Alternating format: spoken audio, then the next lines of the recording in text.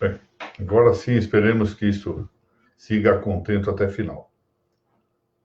Ontem, dia 4 de julho, havíamos iniciado aqui a segunda parte do tema da segurança jurídica, objeto dessas pequenas explanações do nosso Notas sobre Notas, quando a interrupção da energia elétrica impediu a continuidade das nossas transmissões.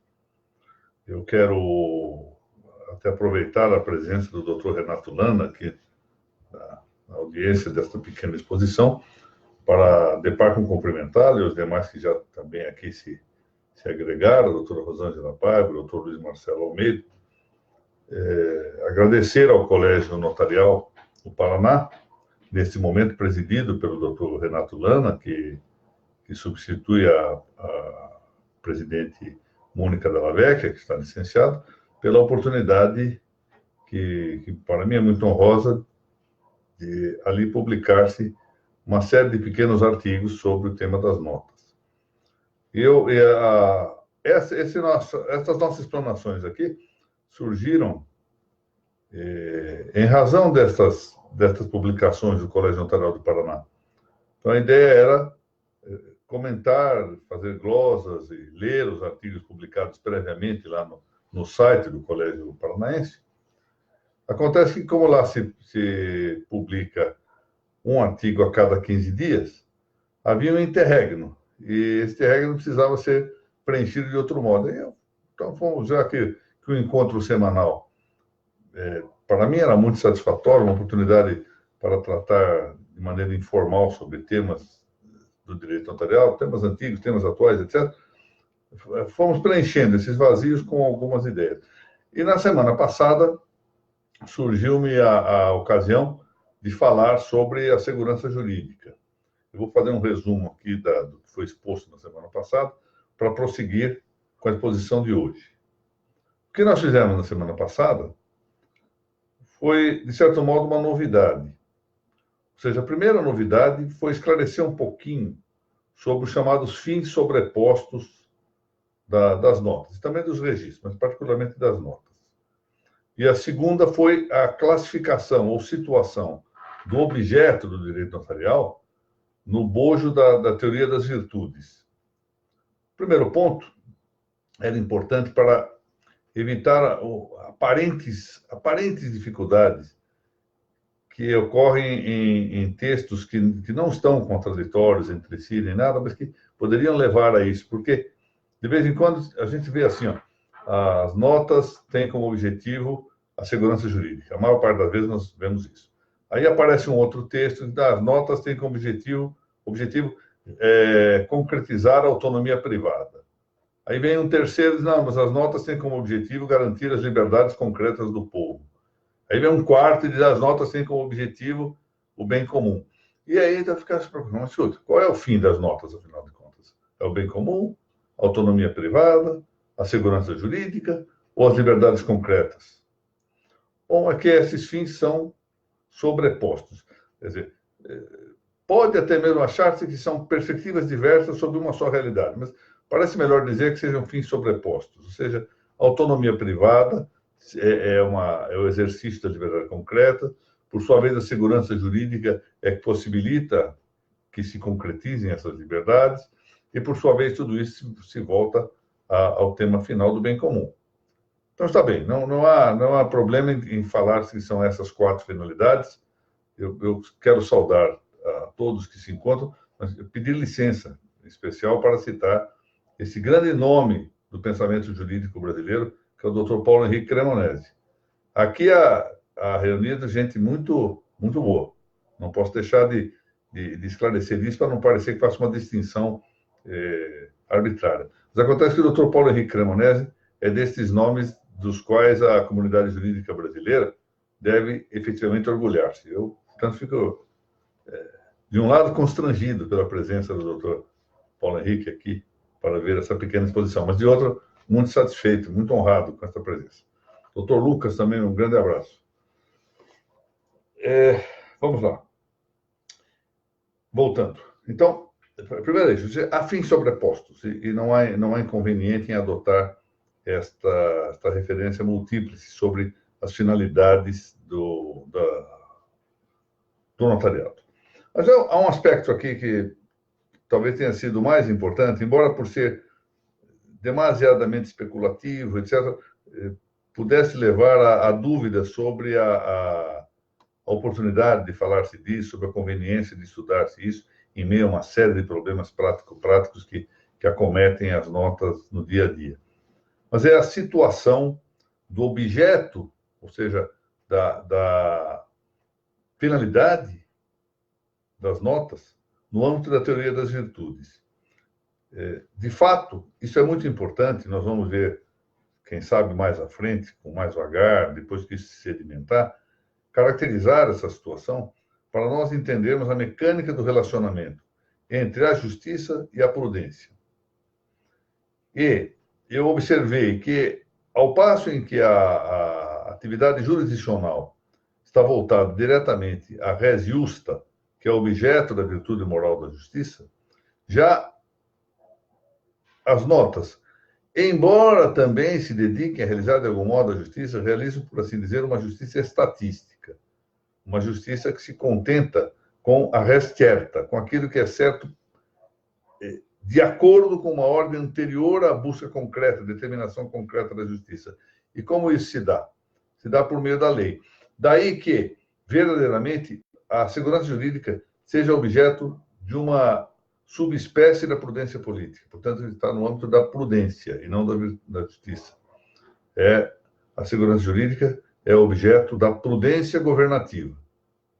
A prudência governativa é, por sua vez, uma espécie da prudência e se subdivide, e é uma subdivisão da prudência política, que possui a prudência dos súditos e a prudência dos governantes.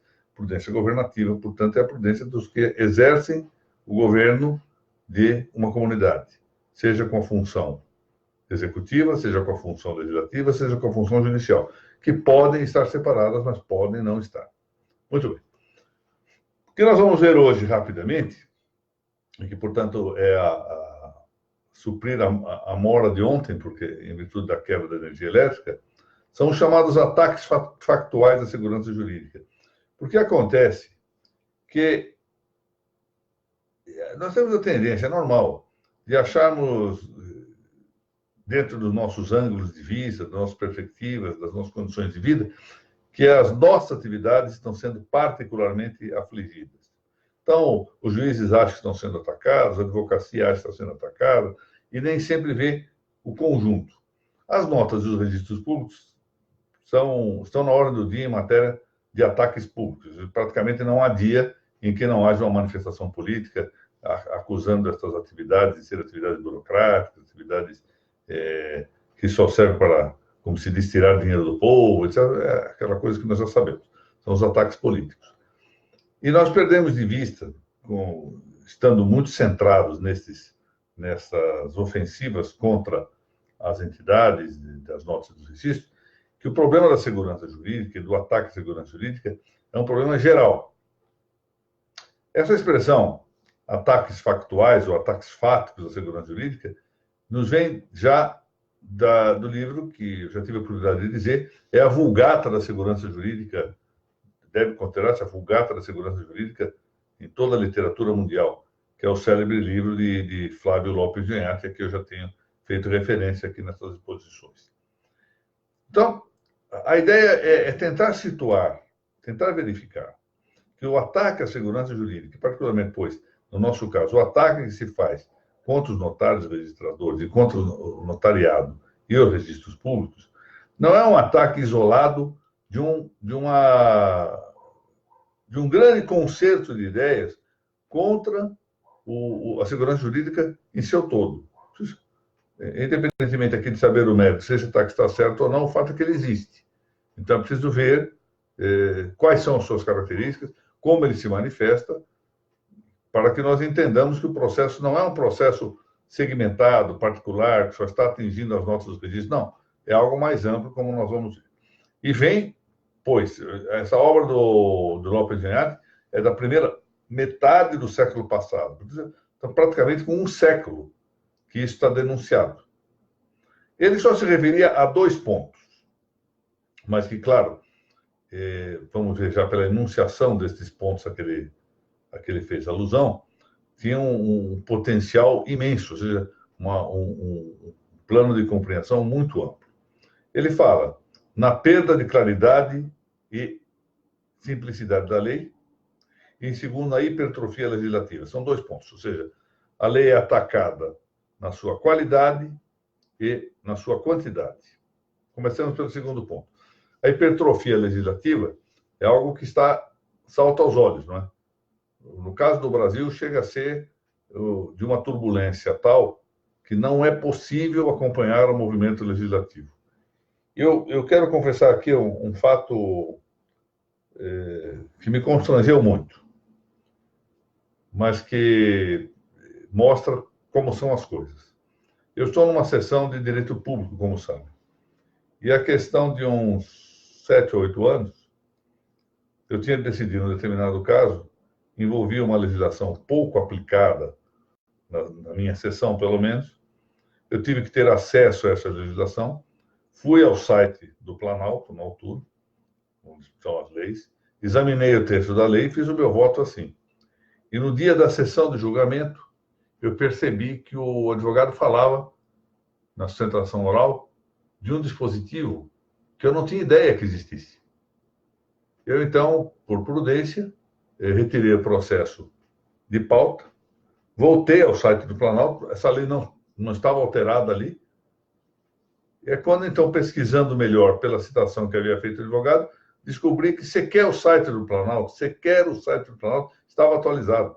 Sequer lá era possível acompanhar o movimento legislativo. Ora, se nós adicionarmos a este fato, a esta circunstância, uma outra que é extremamente preocupante, que é a inserção, embora proibido isso, mas faz, a inserção de dispositivos sobre matérias alheias ao núcleo, ao cerne da legislação singular que está sendo adotada, nós vamos nos dando conta o que representa essa hipertrofia. Não é só o caso brasileiro.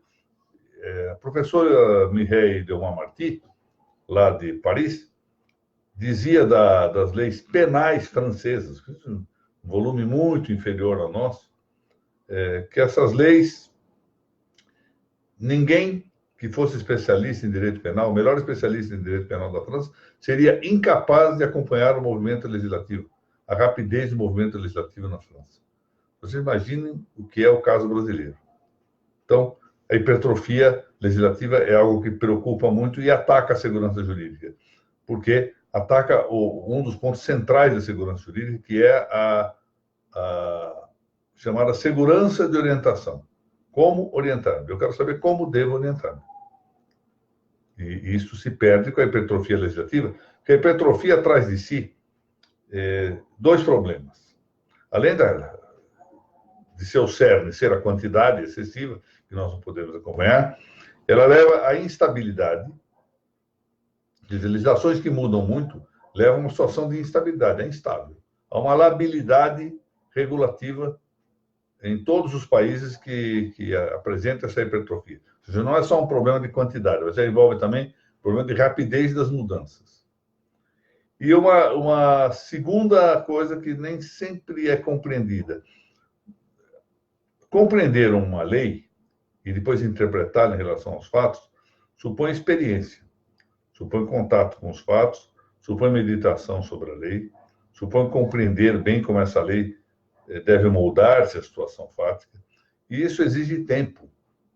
Não é possível que no dia seguinte que uma lei entre em vigor, nós apertemos um botão na cabeça e já saibamos como melhor compreender essa lei, como melhor extrair o significado normativo e como melhor aplicá-la à realidade, como é sua interpretação em relação aos fatos. Eu me lembro de um episódio aqui que marca bem isso.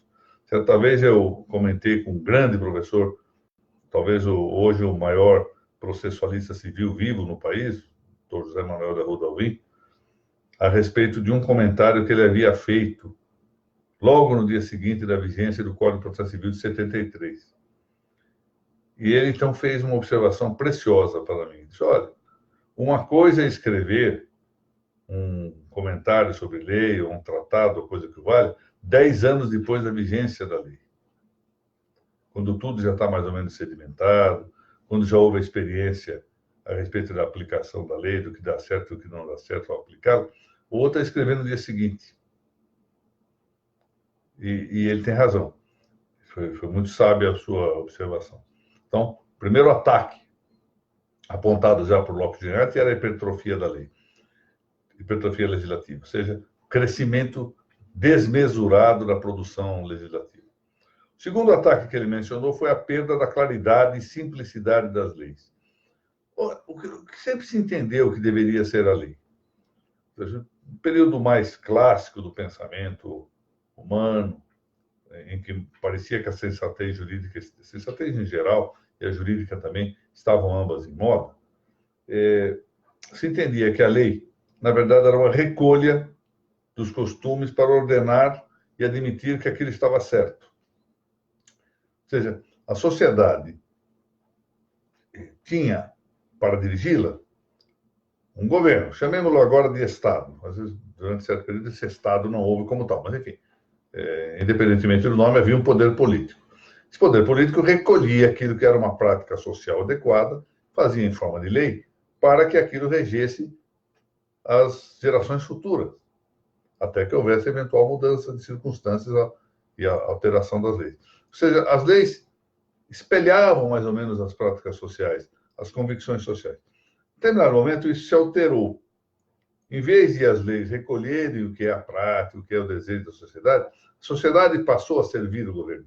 A sociedade passou a ser vista como, em vez de ser a quem o governo deve servir, ser quem deve servir o governo.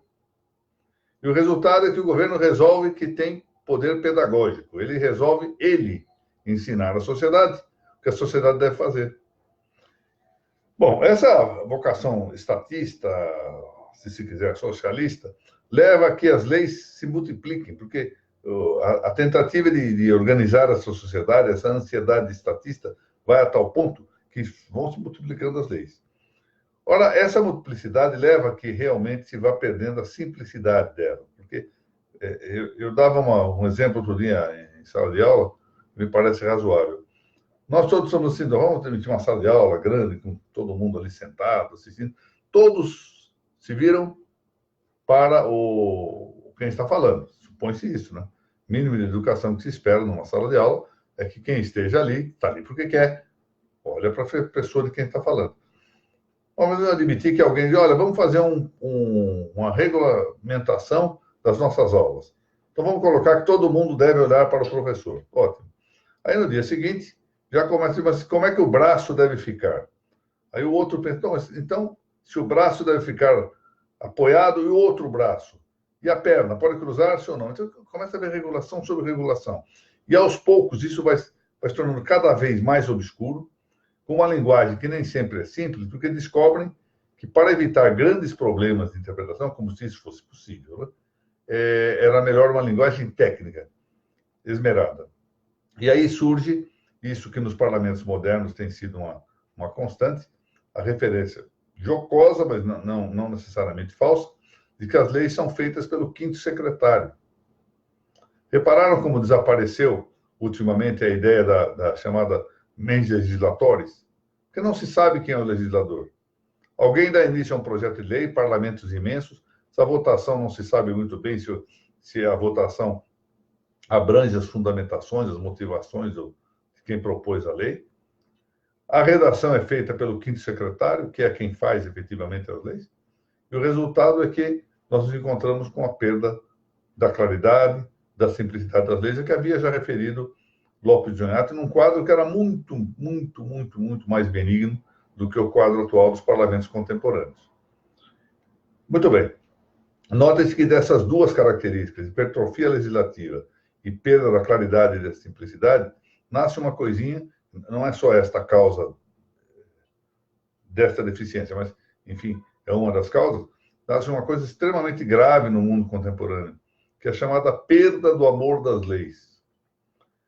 Antigamente, os homens, a sociedade como um todo, amava as leis que tinha, porque sabia que essas leis eram fruto dos usos sociais, dos costumes sociais. Ou seja, eram textos que recolhiam as práticas, muitas vezes imemoriais da sociedade. Então, havia motivos para amar as leis. E o amor das leis fazia com que elas fossem observadas. Agora, diversamente, frequentemente, nós vemos as leis como regulamentos, como normas meramente técnicas, que não nos dizem respeito e pelas quais nós não temos amor. E de não ter amor pelas leis, o resultado é que nós estamos sujeitos, muitas vezes, impulsionados a violá-las, a afrontá-las. Porque é um mal para a sociedade. Mas, enfim, é o resultado desta constante dissociação entre Estado e nação, entre Estado e sociedade, entre leis recolhidas dos costumes e leis criadas de maneira meramente avalalétrica, digamos isso, tecnocrática. Bom, há outras ameaças factuais, eu reuni algumas aqui, que queria mencionar-lhes, dentre outras que também poderia dizer, mas vou tratar destas. Bom, algumas são atualíssimas, né? O primeiro que eu mencionei aqui é o sincretismo das articulações ideológicas. O mundo pós-moderno fez uma coisa engraçada. Existe uma característica do pensamento pós-moderno que é a chamada síncrese dos opostos. Vamos entender o que é isso. No pensamento hegeliano e marxista clássico, os opostos efetivamente se opunham, tese e antítese, e entravam em uma síntese, que virava uma nova tese, atacada por uma antítese, ou seja, os conflitos seriam permanentes, persistentes, mas se entendiam exatamente como tese e antítese, e gerando uma síntese que consistiria numa superação desse conflito em favor de uma solução que, de algum modo, compusesse os opostos. E aí nasceria uma nova oposição. Muito bem. O mundo pós-moderno supera essa caracterização da dialética hegeliana. Supera, em certo sentido, né? Hegeliana e marxista, por meio do que se chama de síncrese dos opostos, que quer dizer uma aditividade indiferente. É indiferente, ou seja, são realmente situações opostas, mas sequer se considera essa oposição. Há uma síncrese. Crescem as duas juntas e não vão formar uma síntese. Aditividade indistinta. Se adicionam de maneira indistinta. O exemplo que, assim, analógico que nós podemos ter disso é ir a uma livraria grande. Certa vez eu fiz isso nos Estados Unidos, lá em uma cidade americana, fui numa dessas livrarias de 1 milhão de livros, e ali verifiquei que coisa engraçada havia. De um lado da estante, o ateísmo. Do outro lado da estante, a religião. De maneira indistinta, em dois corredores paralelos, as estantes vendiam uma coisa e outra, tanto faz. É indistinto, não importa. Essa síntese de articulações meramente ideológicas, ou seja, um mercado aberto de ideias sem avaliação nenhuma da sua veracidade. Ou seja, há apenas um sentimento vagamente libertário e difusamente democrático, mas que nos mantém numa espécie de penumbra. Ou seja, desapareceu a ideia de que a verdade nos libertará. Não há verdade para libertar-nos. No fundo, é isto. E, portanto, isso se produz no plano jurídico com pelo menos dois consequentes imediatos. O primeiro é o agnosticismo jurídico, que possui correntes fortíssimas. Lembremos, por exemplo, um nome doutrinário de grande importância na Itália e no pensamento mundial, que é o de Natalino Hirti, que é um dos teóricos desse agnosticismo. Ou seja, para quem não há justiça a conhecer. O justo não pode ser conhecido. O agnosticismo jurídico é propriamente isso. Ou seja, o justo não pode ser conhecido. Não há nenhuma solução justa. Isso não pode ser discutido. Porque se eu não posso conhecer o que é justo, não adianta discutir. Então, em vez da verdade, põe-se interesses. Bom, o agnosticismo jurídico é fruto nesse momento, dessa aditividade indistinta dos opostos. Corresponde mais ou menos, no plano jurídico atual, àquela série de correntes sofísticas, ou seja, do tempo, portanto, dos sofistas contemporâneos de Sócrates, na Grécia Antiga. E, ao fundo, embora propriamente o agnosticismo seja só uma dessas correntes, ela representa, essa corrente, latamente um conjunto de 3 afirmações que são autocontraditórias. Primeira afirmação: a verdade não existe. Segunda afirmação: se a verdade existisse, ela não poderia ser conhecida. Terceira afirmação: se a verdade existisse e pudesse ser conhecida, ela só valeria para quem a reconhece. Portanto, subjetivismo. No primeiro caso, negativa completa da existência da verdade. No segundo caso, que é propriamente do agnosticismo, impossibilidade de conhecer a verdade. No terceiro caso, subjetivismo. Em qualquer hipótese, um relativismo manifesto. Agora, notem como essas expressões são contraditórias. Se a verdade não existe, não é possível afirmar que ela não existe. Não tem nenhuma importância essa afirmação, já que essa afirmação não é suscetível de ser verdadeira ou falsa. Mesma coisa, se a verdade existe e não pode ser conhecida, ninguém pode afirmar isso, porque quem afirma isso significa que conheceu a verdade. Também os subjetivistas, o melhor fariam é realmente não falar nada, porque subjetivismo implica que a verdade só é importante para quem fala, ou seja, para quem não deveria falá-la, deveria mantê-la escondida, porque não só tem valor para ele. Então, isso nos leva ao agnosticismo jurídico, a impossibilidade ou de conhecer meramente a verdade jurídica. A verdade jurídica consiste no justo, não é? Sobre o aspecto moral, a verdade da inteligência, captada já pela prudência, se converte no bem jurídico, que é o justo. E, portanto, diante disso, só resta uma coisa a fazer, interessante. O agnosticismo leva ao situacionismo jurídico.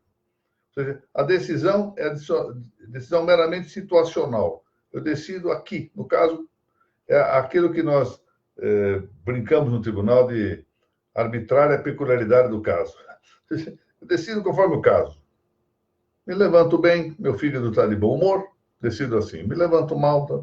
Lembra aquela história que eu outro dia fiz referência numa das aulas ao célebre livro de Experimento de Pott, do Pitt Grilli, em que, afinal de contas, a justiça era decidida desfolhando o mal me quer. Então, é situacionismo jurídico, não há uma norma geral. Sequer há a possibilidade de captação da verdade do caso. Mas eu julgo de acordo com uma percepção qualquer, às vezes emotiva. Eu já participei de julgamento em que alguém sugeria uma sugestão que chamou de direito natural. E que eu indaguei por que era de direito natural. Eu disse, não, eu tenho intuição de que é assim. Uma espécie de uma intuição, uma coisa... Ou seja, enfim, isso nos leva ao chamado irracionalismo jurídico, irracionalismo judicial. Bom, além disso, já sabemos, houve uma crise no princípio da legalidade. Esse é um outro aspecto que eu queria mencionar aqui para os senhores. O princípio da legalidade entrou em crise, efetivamente, em parte já por aqueles vícios que eu apontei há pouco da praxis legística. Como vai desaparecendo tanto a prudência legislativa. Hoje não se fala mais em prudência legislativa. Não se lê teoria a respeito da prudência legislativa, de como educar o legislador prudente, etc. Mas também a praxis legística entrou num campo meramente técnico. O problema é eminentemente técnico. E isto faz com que mais e mais se vá, de concurso com outras circunstâncias, afligindo o princípio da legalidade. O legislador não consegue fazer frente, como ele tem uma tendência de regular tudo, ele não consegue fazer frente à velocidade da fluidez, ou seja, da dinâmica do mundo. E o resultado é que o princípio da legalidade entra em crise. E esta crise leva-nos agora, sim, a uma falta de regularidade e de eficácia nos mecanismos de aplicação do direito. Nós estamos vendo isso frequentemente. Primeiro que há uma demolição da jurisprudência pretoriana no seu papel do que se chama de doutrina firme. E com isso se perde a segurança de orientação. Vejo que a adoção, para lá de controvérsia, no caso do Brasil, de súmulas vinculantes, é uma tentativa de última instância, por assim dizer, de última ratio, para tentar devolver à jurisprudência o seu papel de doutrina firme. Realmente não existe nos povos que não são sujeitos a common law essa solidez da jurisprudência pretoriana. Ela muda com muita rapidez. E está sujeita a uma fluidez muito grande porque exatamente recai no plano do agnosticismo jurídico. Ou seja, a raiz dessa fluidez, dessa incerteza, daquilo que Alain Peyrefitte chamou de justiça loterie, ou seja, uma justiça lotérica, está exatamente no agnosticismo jurídico. A desaparição, no fundo, o abandono da metafísica natural da razão humana. Ao fundo, foi isso. Se vamos pensar, a própria ideia, o próprio conceito de jurisprudência vem sendo destruído ao longo do tempo. Ainda me recordo, se é verdade, há muito tempo, mais de 40 anos, na faculdade, o conceito de jurisprudência era decisões dos tribunais, uniformes e reiteradas. Não bastava uma decisão do tribunal. Para que houvesse jurisprudência, era preciso que essas decisões fossem uniformes, ou seja, todas no mesmo sentido, e repetidas. Ora, o que nós estamos vendo nos últimos tempos é que se chama de jurisprudência agora qualquer coisa. Um acordo em situação peculiar é jurisprudência. Até decisões de primeiro grau são chamadas de jurisprudência. E aí entra um ponto interessante, porque quando ainda não se publicava tudo pela rede informática, eu me lembro que fiz um pequeno trabalho introdutório a um livro que o Dr. Renato Nalini e eu havíamos atualizado, do professor José Federico Marques, se chamava Estudos e Processo Penal, algo assim. E na introdução eu fiz ver que se eu tivesse uma revista de jurisprudência na mão, eu mudaria a orientação dos tribunais, como bem entendesse. Porque chamaria de jurisprudência, às vezes, um julgado isolado em determinada matéria. Dê-me um ponto de apoio, pronto, e eu resolvo o problema da jurisprudência. Bom, quando essa jurisprudência passou a ser difundida amplamente pelos meios eletrônicos, num primeiro momento, eu fui iludido no sentido de que acabaria essa possibilidade de manipulação. Mas aí depois vi que não era assim, porque o volume é tão grande, o vulto é tão grande da jurisprudência publicada, que ainda é possível recolher alguma coisa e direcionar com base nisso. Eu, já há um tempinho, mais ou menos uns 4 anos, eu fui chamado para uma reunião lá no tribunal, aqui de São Paulo, né? E eu sou supervisor da biblioteca do tribunal. E a biblioteca tem um setor de jurisprudência. Tanto que a comissão de jurisprudência, que habitualmente é presidida pelo supervisor da biblioteca, está situada organicamente dentro da configuração da biblioteca. E o projeto os juízes assessores da presidência estavam querendo dinamizar o recolhimento e a organização e difusão da jurisprudência do tribunal. E propunham, esse foi o problema, propunham que isso se terceirizasse e que fosse feito por uma entidade aqui de São Paulo. E eu me opus a isso. Procurei o presidente e disse claramente que isso não podia ser feito assim, porque nós corríamos o risco, que internamente também corre, mas enfim, espero que seja menor, corríamos o risco de que uma entidade particular, terceira, pudesse selecionar os resultados mais adequados para os seus próprios interesses. Então, que o melhor seria deixar que que a própria corte fiscalizasse essa síntese dos seus julgados. E é assim mesmo. Nós, hoje em dia, numa situação polarizada como é a do Brasil, basta ter um bom fichário para sabermos quais são os julgados e escolher desses aqueles que nós queremos divulgar. E pronto, está resolvido o problema. Certa vez ouvi uma observação interessante desta grande ministra brasileira, que é a ministra Fátima Nancy Andrighi. Realmente uma mulher admirável, jurista de escola, uma alma de eleição, essa é a verdade. E a ministra Nancy, que tem umas tiradas muito boas, disse assim: desembargador, frequentemente, quando nós dizemos que há jurisprudência pacífica do tribunal dominante, basta afirmar isso para que ela seja, porque não há modo mais de controlar, ou praticamente não há modo de controlar se ela é dominante ou não. Tamanho, o volume de publicações e de acordos publicados. Então, isto faz com que a jurisprudência pretoriana se torne incerta.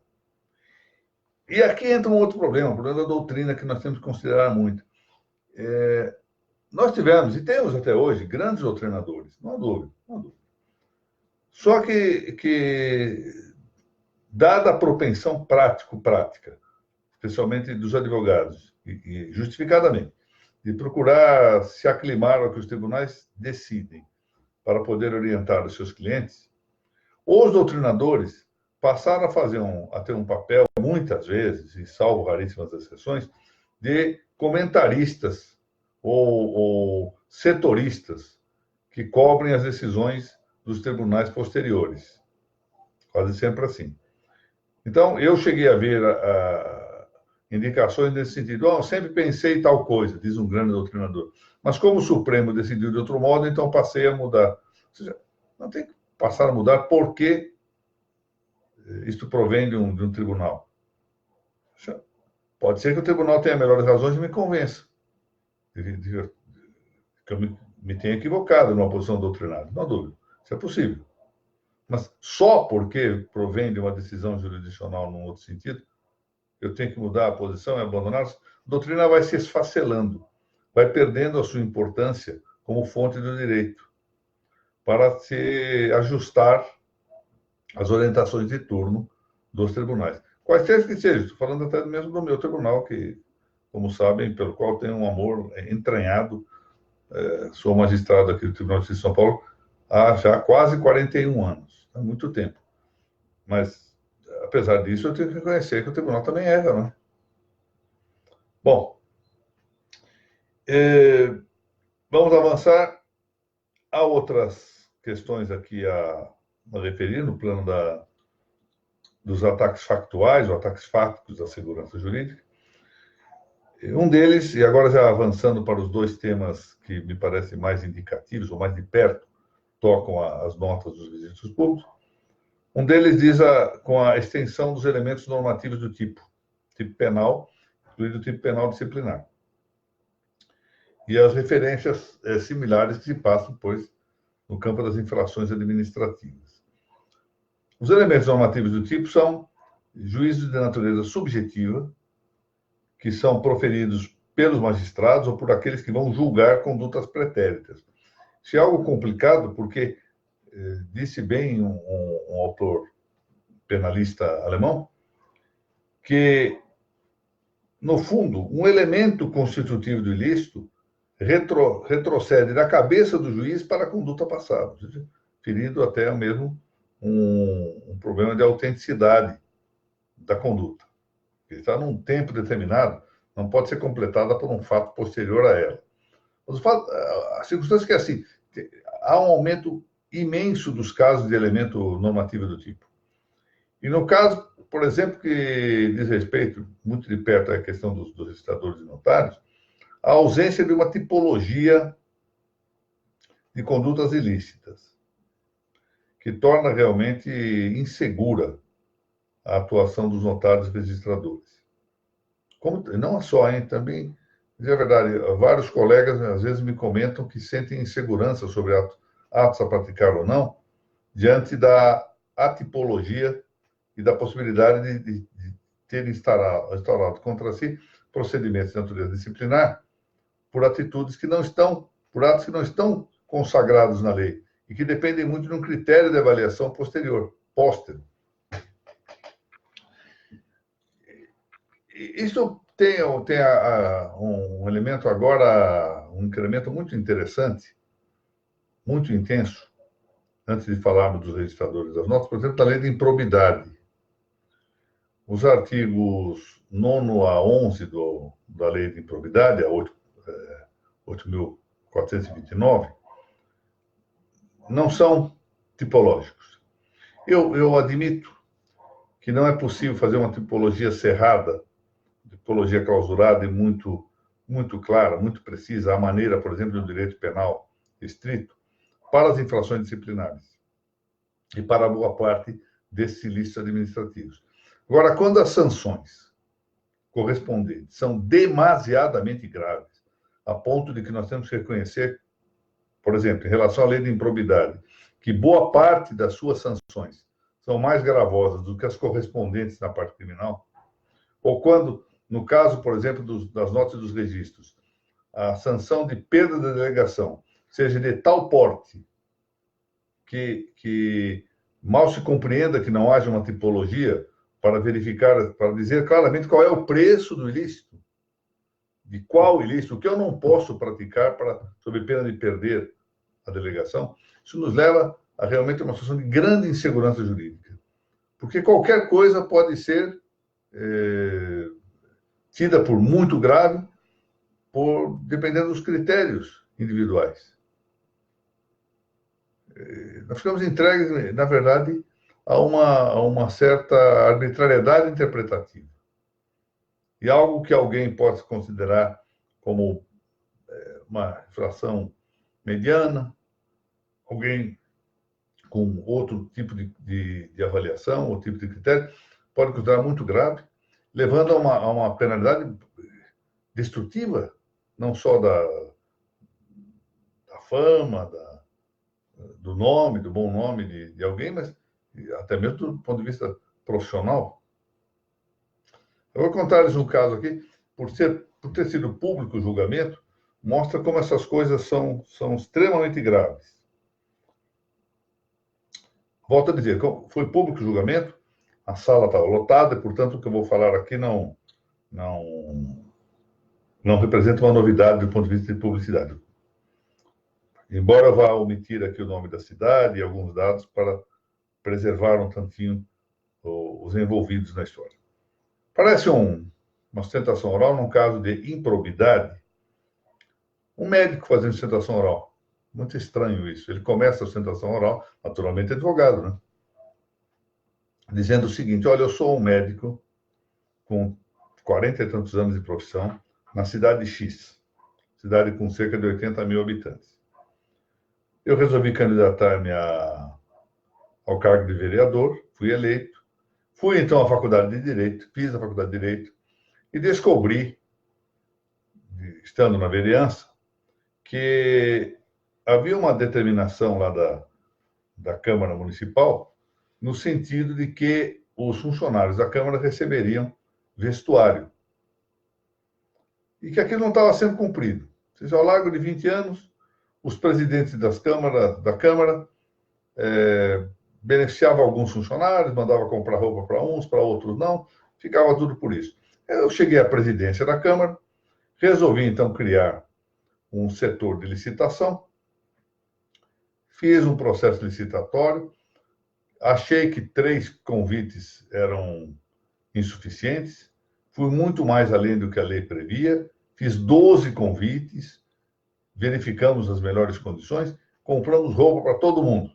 Pela primeira vez em 20 anos, fazíamos um processo licitatório para aquisição do vestuário. Dias depois, olha só, a promotoria pública da comarca encasqueta com o seguinte: sapato não é peça do vestuário. É isso mesmo, sapato não é peça do vestuário. E entra com uma ação de improbidade contra este presidente da Câmara Municipal. Essa ação prossegue ao largo de 4, 5 anos, naturalmente com os jornais da cidade, dando conta de que o presidente da Câmara havia sido denunciado por improbidade, etc, etc, etc. Uma sentença, diga-se de passagem, magnífica, proferida por uma juíza da comarca, declarou improcedente esta ação. E o tribunal manteve a improcedência.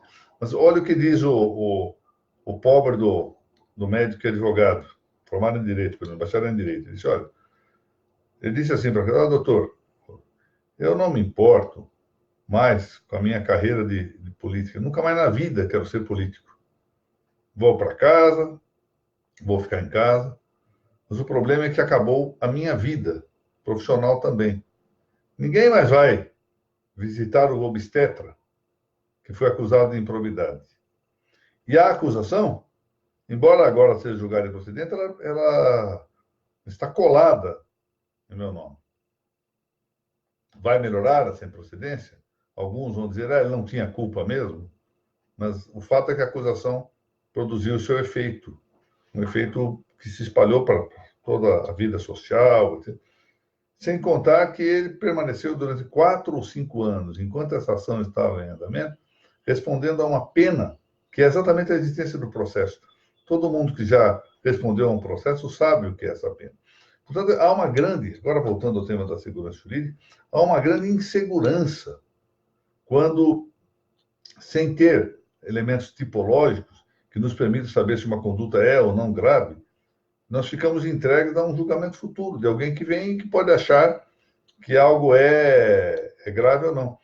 Outro dia contava-me uma estimada amiga, registradora, num dos estados aqui da federação, que recebeu uma ordem inusitada durante uma correição, que os livros não podiam ficar de pé, tinham que ficar deitados, ou que não podiam ficar deitados, ficar de pé, tinha que constar de ato.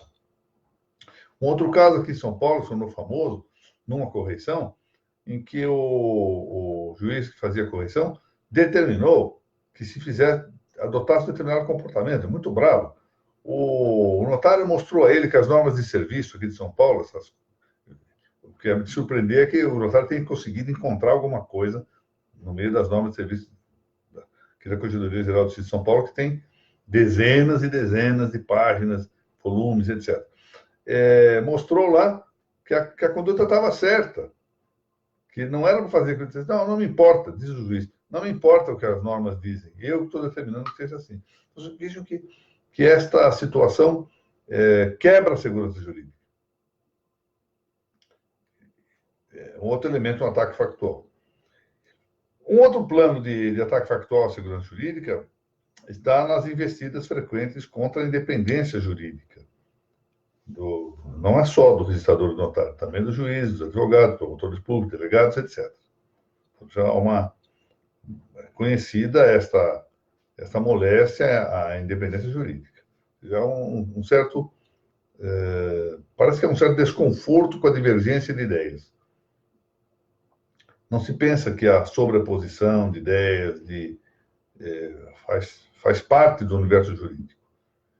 E mais, o que nós temos visto é que os notários e registradores não têm, embora seja previsto na lei, e seja de acordo com a Constituição, de acordo com a natureza das funções do registrador e do notário, essa independência jurídica, em sua ordem, não tem sido frequentemente considerada.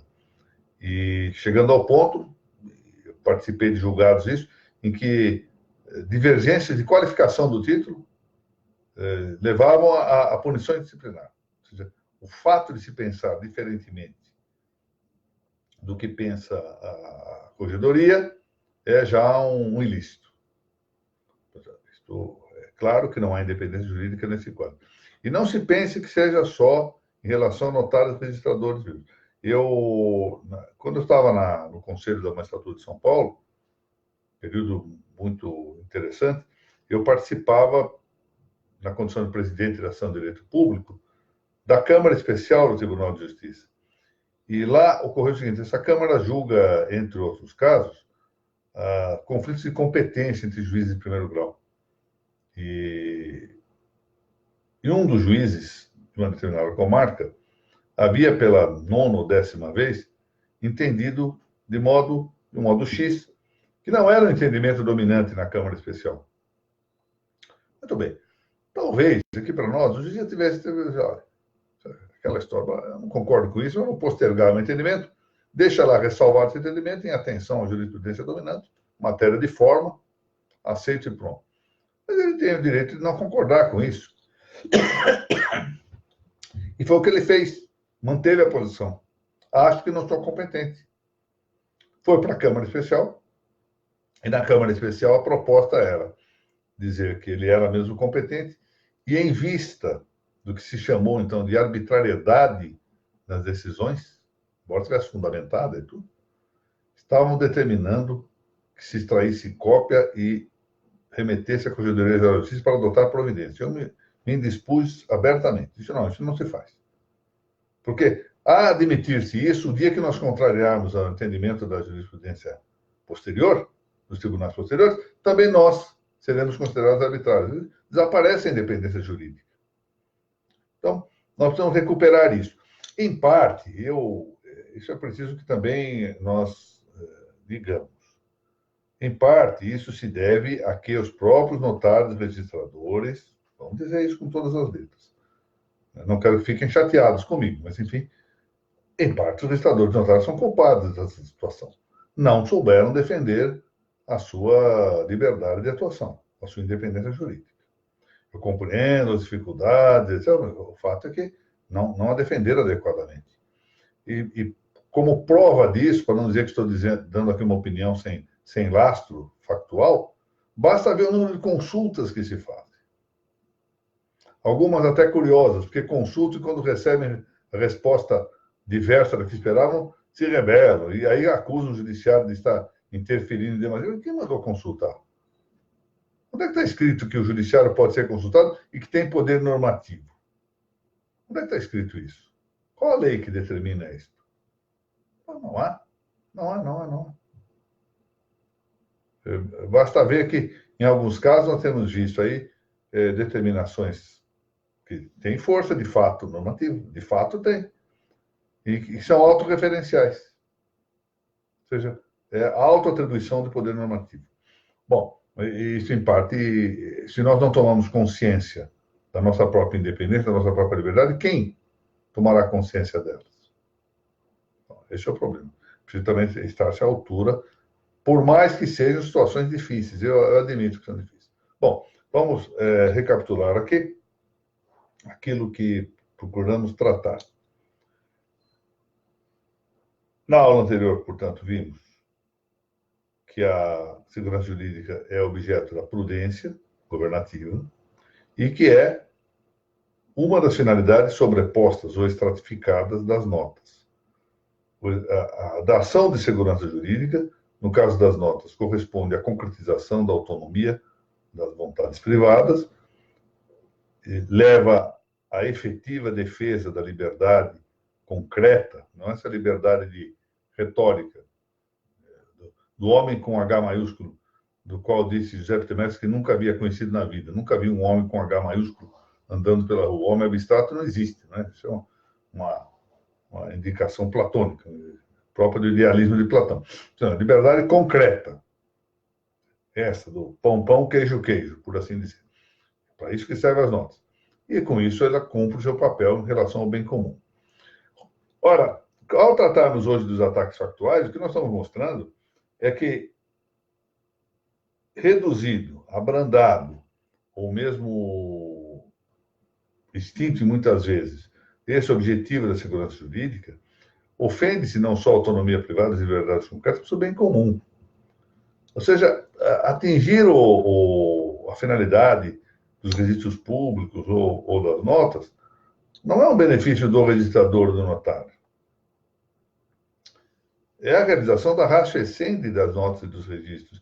E pois é a realização do bem comum. Interessa-nos particularmente, é a mim que me interessa que os notários e registradores estejam à altura do cumprimento de suas funções de independência jurídica. Eu tenho dito isso mais de uma vez, não me arrependo disso, eu sei que estou na contramão da publicidade que se faz em torno do assunto, que, ao fundo, é um grande mal esse fato de que se estejam atribuindo atividades burocráticas aos registros e às notas. Eu compreendo que haja uma expectativa de melhoria de receita para suprir a grande injustiça que é a política de gratuidade nesses serviços. Compreendo o estado de necessidade, mas já não compreendo do mesmo modo a euforia que toma conta de alguns ao se reconhecerem funcionários públicos. No fundo é isto. Isso é uma verdadeira recusa do caráter latino do notariado brasileiro. Qualquer dia desse, alguém vai ter a coragem de dizer que o Brasil não é mais um notariado latino, ou deixa de ser, na medida que passa a ser uma repartição pública, cumprindo uma série de atividades burocráticas, com a expectativa, vamos ver se vai dar certo, de que alguns caraminguás devem vir dessa atividade. É preciso aqui ser leal com a natureza das notas e dos registros. Se vai ter algum prejuízo econômico ou não, isso é outra história. Isso é outra história. Também não me importa, claro, que eu esteja nesse momento na contramão do que é a publicidade manifesta que estamos vendo por toda a parte acerca das imensas e misteriosas vantagens que virão desta funcionalização das notas e dos registros. Eu sou de um tempo ainda em que se distinguia claramente o objetivo crematístico, o objetivo de lucro, de ganância, e o objetivo liberal, ou seja, próprio do homem livre. No nosso caso, de dação da segurança jurídica, de realização da res certa como elemento especificado da res justa. Não creio, efetivamente, não vejo com bons olhos esta burocratização dos registros das notas. Cheguei mesmo a dizer que a circunstância de que as notas passassem a ser informantes do COAF para o combate à lavagem de dinheiro, se de si mesmo materialmente representavam um proveito para eventualmente diminuir a prática desses crimes, do ponto de vista da natureza das notas, era negativa a recusa da fidúcia que o notário tem em relação aos seus clientes. E não, continuo a dizer isso, continuo a pensar que seja assim. E até que se demonstre o contrário, penso que a melhor figura para as notas e descendentemente para os registros é a do notariado latino. E o notário latino não é funcionário público. Essa é a verdade. Bom, o objetivo da aula de hoje era mostrar que o ataque à segurança jurídica é mais extenso do que nós poderíamos considerá-lo à vista só dos segmentos particulares das notas e dos registros. Eu, mais uma vez, peço desculpas, embora não me caiba particularmente responsabilidade por isso, a não ser de não ter aqui na minha casa uma poderosa central de suprimento de energia elétrica. Mas peço desculpas da queda da energia elétrica que impediu que a aula fosse ao ar ontem. Agradeço a todos aqui, vejo a doutora Ana Pérez, o doutor Fausto Mota, que é sempre muito simpático comigo, o doutor Ken Bancho Neto, deixa eu ver quem mais está aqui, doutora Rafaela Sais Pedroso, Carolina Fleurinelli, lá de Goiânia, doutora Thaís Castelo Branco, de Trairi, doutora Laura Porto, doutor Hilário Lula, que está sempre muito presente para a honra minha nas nossas reuniões, esta grande amiga e fotógrafa, doutora Margarete Maia, doutor Arão Gabriel, doutor Bruno Marinho. Muito obrigado a todos por esta presença aqui. Faz-me falta esse tipo de reunião. E, em particular, novamente, agradeço ao Colégio Notarial do Paraná pela imensa honra que me concede essa oportunidade de manter contato especialmente com o público que eu tanto estimo do direito notarial. O doutor Renato Lana, os meus melhores agradecimentos. Muito obrigado a todos e um bom final de semana.